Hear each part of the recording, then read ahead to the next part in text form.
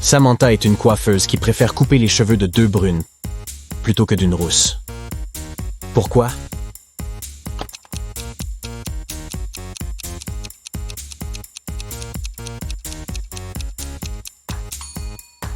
C'est évident, elle gagne ainsi plus d'argent. Marc et Daniel avaient chacun une boîte de chocolat. Il y avait 12 chocolats dans chaque boîte. Marc en a mangé quelques-uns. Ensuite, Daniel a ouvert sa boîte et a mangé autant de chocolat qu'il en restait dans la boîte de Marc. Combien de chocolat reste-t-il en tout à nos deux amis?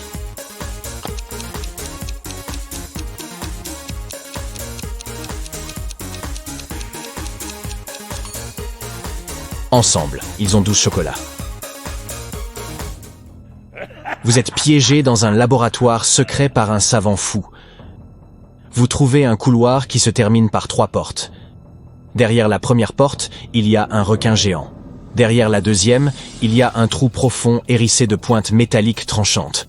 Et la troisième porte cache des fils électriques sous tension. Avant que vous ayez choisi une sortie, le couloir commence à se remplir d'eau. Vite! Quelle porte sauvera votre vie?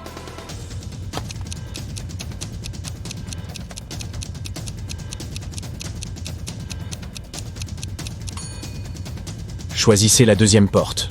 Une fois le couloir rempli d'eau, vous pourrez nager au-dessus des pointes. Pouvez-vous trouver 3 différences entre ces deux images?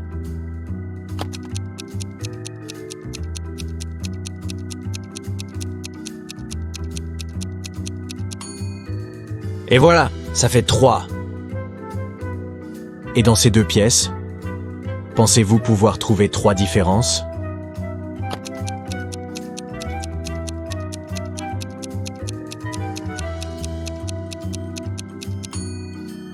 Si vous les avez toutes repérées, félicitations. Maintenant, regardez ces étudiants et dites-moi lequel triche.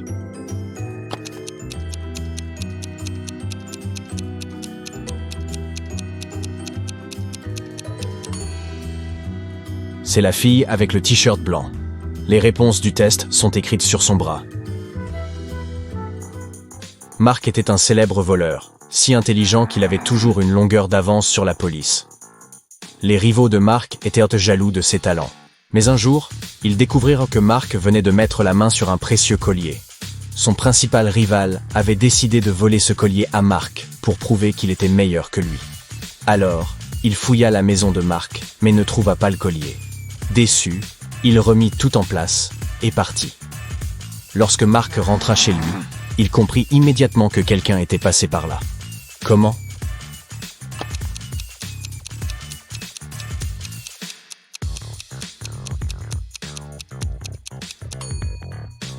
Grâce au lit.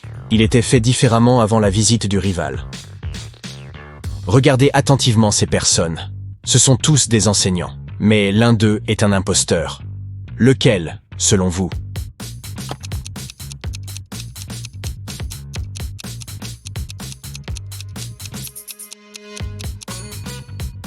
C'est le gars à gauche. Vous voyez son portrait là-bas sur le mur? C'est un criminel recherché.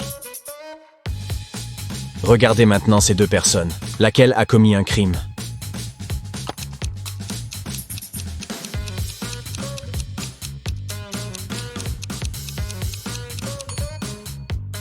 Probablement la dame de gauche. Regardez, il y a quelque chose de rouge sur sa manche. Du sang? Mettez votre chapeau de détective et dites-moi quelle grand-mère n'est pas dangereuse.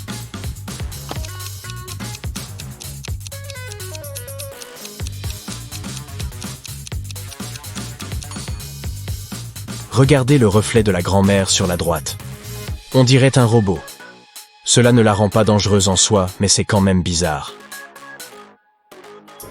Michael avait un ennemi puissant, un sorcier maléfique. Un jour, celui-ci kidnappa Michael et l'enferma dans une tour incroyablement haute. Dans la chambre de Michael, il n'y avait qu'une petite fenêtre et aucune porte. Mais le sorcier pensa que ce n'était pas suffisant. Il créa un feu magique autour de la tour et disparut. Michael savait qu'il n'avait pas beaucoup de temps. Il regarda dans la chambre et vit 3 potions magiques. La première pouvait lui donner une force surhumaine. La deuxième le transformerait en vampire. Et grâce à la troisième, Il pourrait invoquer n'importe quel animal. Quelle potion devait-il boire?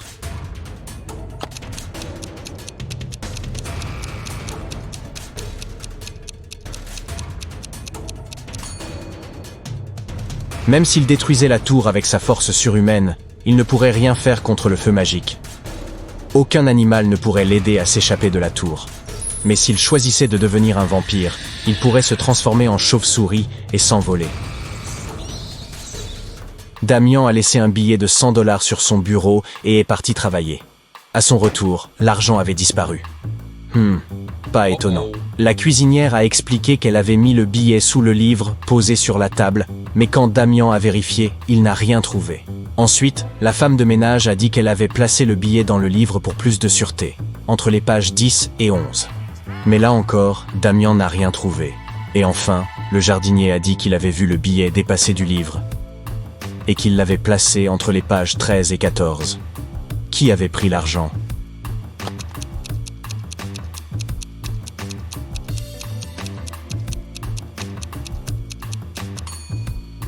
C'était le jardinier. Les pages 13 et 14 sont les deux faces d'une même page. Il ne restait que 2 jours avant une importante compétition de basketball quand l'un des principaux joueurs de l'une des équipes disparut. On l'avait vu pour la dernière fois à l'heure du déjeuner. Il y avait 3 suspects, Michael, Ethan et John. La police interrogea les 3 garçons et obtint les réponses suivantes. Au moment de la disparition du joueur, Michael donnait des autographes à de jolies filles. Ethan s'était foulé la cheville et était chez le kiné. Et John prenait une douche avant l'entraînement. Lequel mentait?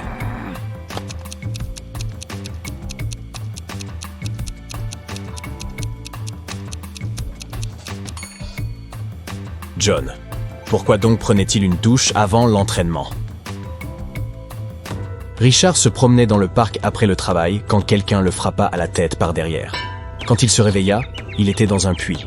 Heureusement, il n'y avait pas beaucoup d'eau, mais dès que Richard essaya de sortir du puits, il se rendit compte que ses parois étaient très glissantes. Il remarqua ensuite une corde et un seau attachés à celle-ci.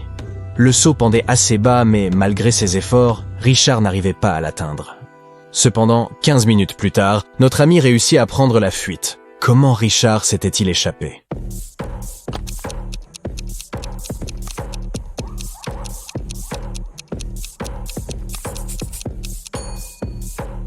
Il avait enlevé ses chaussures et les avait jetées dans le seau, qui était descendu. Et Richard avait pu s'échapper. À la périphérie d'une ville, il y avait une maison hantée. Un groupe d'amis avait décidé de vérifier si la maison était à la hauteur de sa réputation. Ils y allèrent de nuit.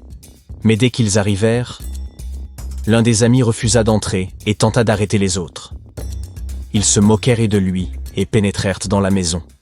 Laissé seul, il entendit un grand fracas venant de l'intérieur. Puis tout devint silencieux. Le garçon ne revit plus jamais ses amis. Comment avait-il compris qu'il y avait quelque chose de très dangereux dans la maison?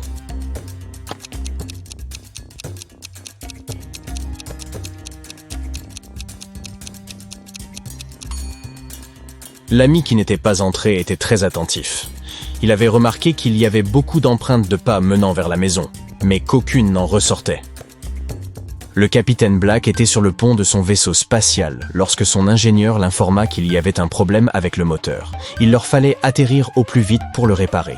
Il y avait 3 planètes sur leur chemin. L'une était glaciale et recouverte de glace. La seconde était bouillante et recouverte de lave en fusion. Et la troisième était recouverte d'acide et pourrait facilement détruire leur vaisseau. Quelle planète devaient-ils choisir?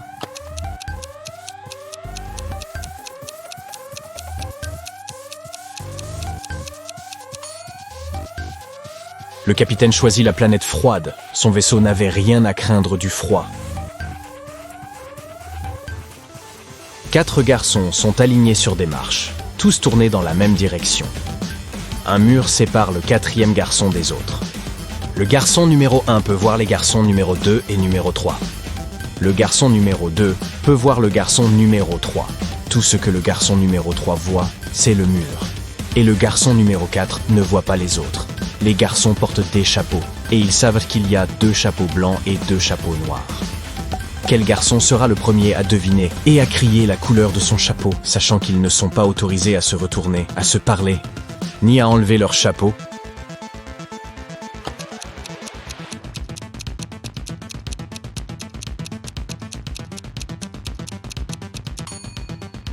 Ce sera le garçon numéro 2. Les numéros 3 et numéro 4 ne peuvent pas voir les chapeaux des autres. Le numéro 1 voit un chapeau noir et un chapeau blanc, et sait que son chapeau est soit blanc, soit noir. Le garçon numéro 2 voit un chapeau noir. Il comprend que s'il portait un chapeau noir, le garçon numéro 1 comprendrait que son chapeau à lui est blanc. Et comme il n'a pas encore crié, cela signifie que le garçon numéro 2 porte un chapeau blanc.